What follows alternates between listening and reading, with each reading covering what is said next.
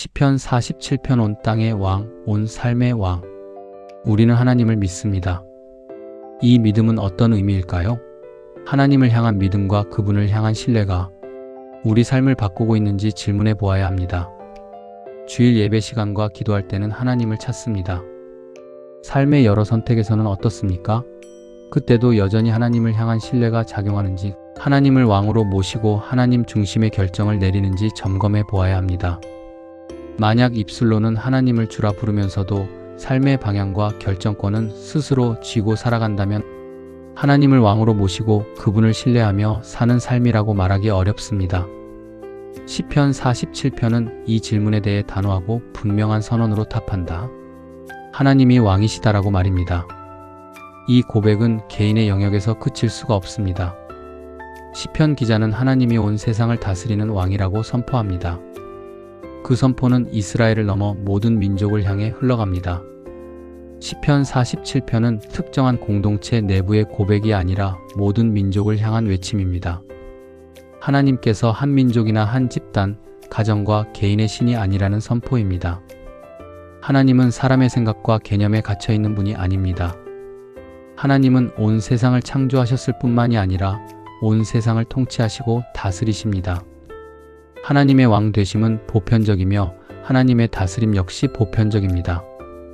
신앙이 개인의 내면적 위로에만 머무를 수 없다는 사실을 이 시편은 보여줍니다.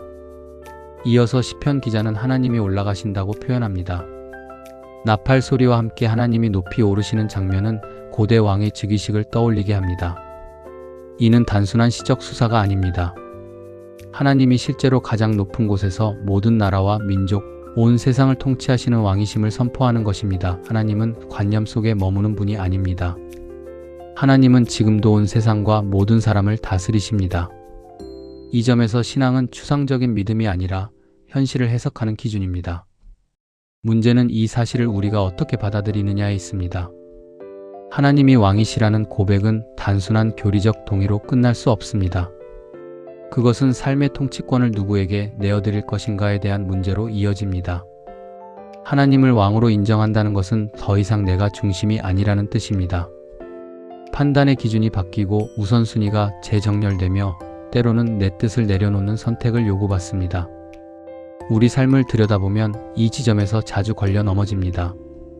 하나님을 믿노라고 담대하게 고백하지만 하나님의 다스림을 받는 삶까지, 하나님께서 내 모든 삶을 다스리시는 자리까지 나아가지 못할 때가 많습니다. 이런 상황에 이르면 하나님을 향한 신앙은 자칫 개인적인 위로의 도구로 축소되기 쉽습니다. 하나님은 나를 돕는 존재로 남고 나는 여전히 삶의 주인으로 남습니다. 시편 47편은 이 구조를 뒤집습니다. 하나님은 도움을 주는 존재 이전에 통치하시는 왕이십니다. 이 시편이 특별한 또 하나의 이유는 하나님의 통치가 기쁨과 함께 선포된다는 점입니다. 이 시편을 보면 노래하라, 찬송하라, 손뼉을 쳐라, 함성을 외쳐라 라는 요청이 계속 나옵니다. 억지로 찬양하라는 말이나 분위기가 아닙니다. 하나님이 가장 높으신 왕이시자 통치자라는 사실이 기쁨의 이유라고 말합니다. 이는 매우 중요한 신앙적 통찰입니다. 하나님의 통치는 인간을 억압하는 권력이 아니라 무너진 삶을 제자리로 돌려놓는 거룩한 질서입니다. 사람이 사람답게 더 나아가 하나님의 자녀답게 살아가게 하는 길입니다. 하나님의 통치는 억압하고 짓누르는 숨막히는 지배가 아니라 존재를 온전히 살리는 다스림입니다. 하나님이 왕이실 때 비로소 삶은 방향을 잃지 않습니다. 모든 생명이 저마다의 자리에서 영광을 누리고 아름답게 존재하고 살아가게 됩니다. 시편의 마지막은 열방의 지도자들이 하나님 앞에 모이는 장면으로 마칩니다. 하나님 나라의 확장을 보여주는 이미지입니다. 하나님은 이스라엘만의 왕이 아니라 모든 민족 위에 앉으신 왕이십니다. 결국 모든 권세와 권력은 하나님의 통치 아래 놓이게 됩니다. 이 비전은 신앙을 개인의 차원을 넘어 역사와 세계의 차원으로 확장합니다. 우리가 섬기는 하나님이 얼마나 위대하신 분이며 얼마나 선하고 아름다운 분인지 깨닫게 합니다. 이 시편을 묵상하면서 자연스럽게 자신을 돌아보게 됩니다. 나는 하나님을 어떤 분으로 이해하고 있는지, 나의 신앙은 여전히 나 중심으로 구성된 것은 아닌지, 정말로 하나님 중심의 신앙과 삶으로 재편되어 가고 있는지 말입니다. 하나님을 왕으로 고백하는 삶은 단순히 예배 시간에 드리는 찬양으로 끝나지 않습니다.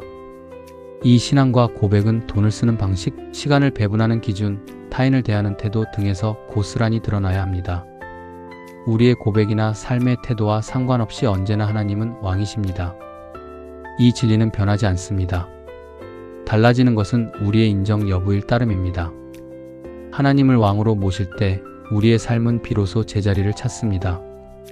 흔들리는 세상 속에서도 중심을 잃지 않는 이유가 여기에 있습니다. 신앙은 하나님을 필요할 때 찾는 것이 아니라 하나님을 중심에 모시는 것입니다. 그 중심에서부터 삶의 모든 것이 새롭게 정렬되기 시작합니다. 우리 각 사람은 물론 모든 나라와 민족을 넘어 하나님이 지으신 모든 세상이 하나님을 왕으로 모시고 하나님의 다스림을 받을 때 질서를 되찾을 뿐만이 아니라 가장 아름다운 모습으로 설 것입니다. 하나님은 왕이십니다.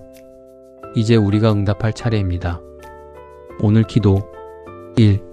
입술로만 주님이라 부르는 형식을 버리고 내 삶의 모든 선택과 결정권까지 하나님께 온전히 내어드리는 참된 순종의 삶을 살게 하소서. 2. 신앙을 개인의 위로나 내면의 평안에만 가두지 않고 온 세상을 다스리시는 하나님의 보편적 통치를 신뢰하며 세상을 향한 증인의 삶을 살게 하소서. 3. 하나님의 다스림이 나를 억압하는 구속이 아니라 나를 가장 나답게 회복시키시는 생명의 질서임을 깨닫고 날마다 기쁨으로 찬양하게 하소서.